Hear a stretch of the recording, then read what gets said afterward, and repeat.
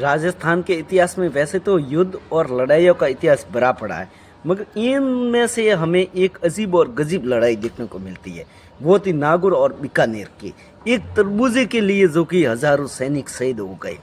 तो ये बात है 1644 ईस्वी की, जब बीकानेर के जाखड़िया गांव में एक किसान के खेत में एक तरबूजे का पौधा लगा हुआ था, और वो तरबूजे का पौधा सीमा पर था, मगर था बीकानेर के किसान के खेत में। तो वो तरबूजा का पौधा जब बड़ा होता है तो उसका तरबूजा जाकर लग जाता है नागौर के किसान के खेत में।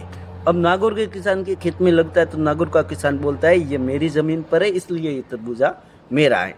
बीकानेर का किसान बोलता है नहीं, ये पौधा मेरी ज़मीन पर है, इसलिए ये तरबूजा मेरा है। तो ये विवाद कुछ दिन किसानों के बीच चलता है, और ये विवाद जो कि राजाओं के पास चला जाता है।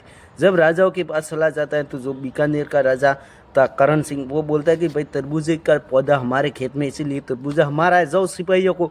उन्होंने अपनी फौज भेज दी। जब ये बात अमर सिंह को पता चली कि जो कि किरण सिंह ने फौज भेजी है, तो अमर सिंह नागौर के राजा थे, उन्होंने भी फौज को भेज दी।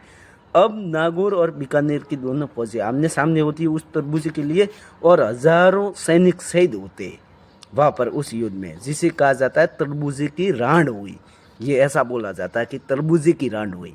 फिर जो कि ये युद्ध होता है, इस युद्ध में हजारों सैनिक शहीद होते, मगर हमें इस इतिहास की इस लड़ाई में हमें एक सीख मिलती है कि मुद्दा चाहे कितना भी छोटा से छोटा क्यों ना हो, मगर जब राजस्थान वालों के स्वाभिमान की बात आई है तो उनकी तलवारें उनके म्यान में मौन नहीं रही है।